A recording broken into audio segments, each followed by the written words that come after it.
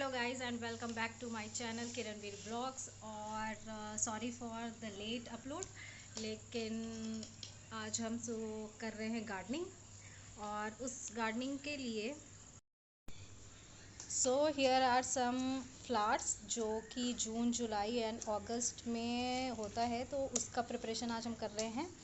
और along with its कुछ veggies हैं हमारे पास, कुछ नहीं बहुत ज़्यादा है। मैंने ये पूरा पैक ही मंगवाया है। Round about 45 plus varieties of veggies और 40 प्लस वेराइटीज़ ऑफ फ्लावर्स हैं। फ्लावर्स मोस्टली विंटर्स वाले आ गए हैं, तो समर में हमारे पास इतना ही है। और कुछ समर में लेट हो गया है, तो उसको हम अभी नहीं करेंगे। जब नेक्स्ट समर का स्टार्टिंग आएगा तब हम उसको ग्रो करेंगे। फ़िलहाल हमारे पास 7 फ्लावर्स हैं and round about I think 10 to 15 veggies हैं जो हम आज ग्रो करेंगे। उसके लिए हम यहाँ पे तैयार हो गए हैं अलॉन्ग विथ माय ब्रदर, जो मेरा बिल्कुल साथ दे रहा है इस गार्डनिंग के प्रिपरेशन में। हमने यहाँ कोकोपिट ले रखा है। सॉइल जो है अब गार्डन सॉइल ही है। पहले से इसमें थे फ्लावर्स, लेकिन सूख गए हैं हमारी केयरलेसनेस की वजह से। लेकिन फिर से हम उसको फिर से ग्रो करने जा रहे हैं।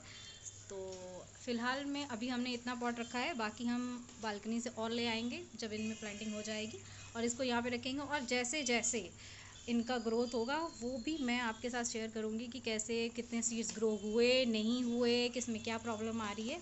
I will share all of this with you. So let's get started. So finally we have planted these plants. See, इसमें कोकोपिट एंड मैन्योर्स जो भी है वो सब हमने डाल दिया है। इसको थोड़ा सा वाटर भी कर दिया है। लेट्स सी कैसा होता है। फ्लावर्स वाले जो हैं वो छोटे कलरफुल जो पॉट्स हैं उसमें फ्लावर्स हैं, and this big ones are the veggies. अभी बहुत सारे वेजीज बचे हुए हैं जो कि वो डंबल के ऊपर हैं, यू कैन सी दैट। तो वो हम कल प्लांट करते हैं क्योंकि आज थोड़ा लेट हो गया था। एंड होपफुली फिंगर्स क्रॉस्ड कि हमारा जो भी प्लांट है सब के सब अच्छे से जर्मिनेट कर जाएं, सो दैट कि हम जो इतना ख़रीदते हैं नर्सरीज एंड ऑल से वो हमें नहीं करना पड़े। और जब गार्डनिंग का नया नया शौक़, नहीं नया तो नहीं है, बट अगर शौक़ है तो we have to start from the seeds. So let's see कैसे आता है। Hi everybody, today is the next day of planting. तो हमारे जो प्लांट्स हैं वो बहुत अच्छे से मतलब ग्रो तो नहीं कर रहे हैं क्योंकि कल ही उन्हें प्लांट किया है, बट या they are exposed to sunlight, getting water, having manure, so everything is okay with them. आज कुछ काम किया है, but I woke up late, so everything is just not up to the mark which it should be, but hopefully I will be doing all the works till I can say midnight for me, so finger crossed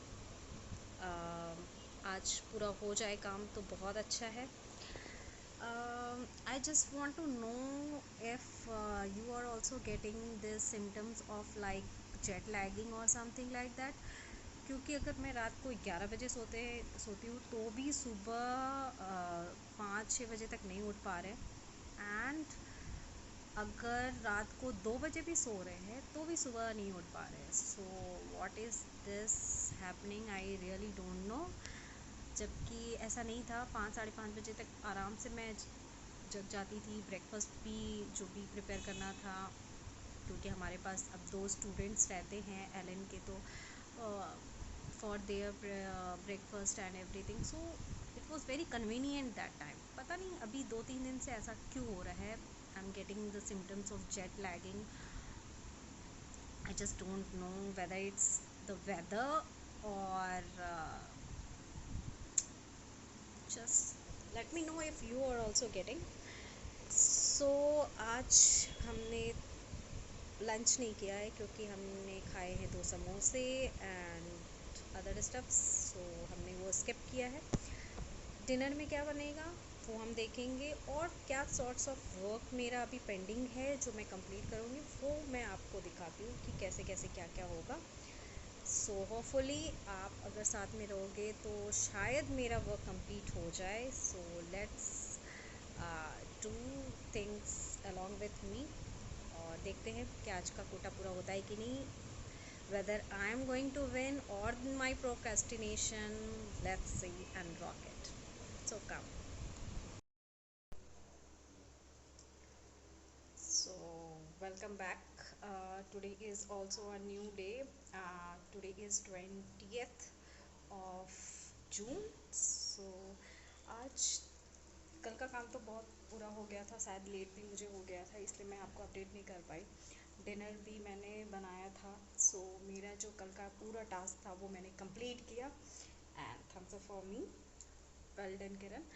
but क्या हुआ कि उसमें जो चीज़ें मुझे implement करनी थी अभी उसमें से कुछ बाकी है। सिर्फ उसका जो स्क्रिप्ट पार्ट है वो हुआ है, बाकी अभी कुछ कुछ काम उसमें बाकी है, तो वो आज हम करने का हमने सोचा है, तो आज हम वो करेंगे।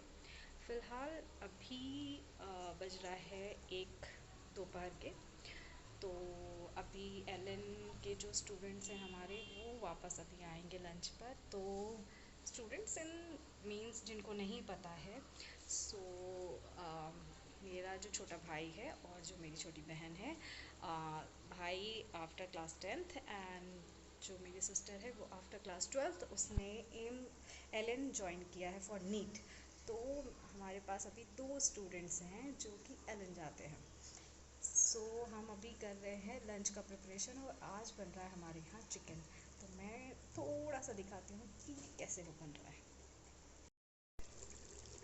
सो आप ये देख सकते हैं हमने मसाला प्रिपेयर कर लिया है, इसमें चिकन भी डाल दिया है। अब इसको हम थोड़ा सा मसाले में पकने के लिए छोड़ने वाले हैं।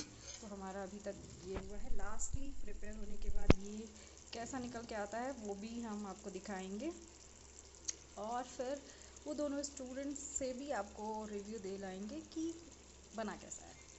सो ये भोपाल में फ़िलहाल 2-3 दिन से, लास्ट 2-3 डेज से बहुत बारिश हो रही थी। बहुत इन द सेंस कि मतलब मानसून जैसा था, लेकिन today it is again a very hot day. आप देख रहे हैं मुझे पसीने चल रहे हैं किचन में। तो today is also very hot day, तो हम जल्दी से अपना लंच प्रिपेयर करते हैं।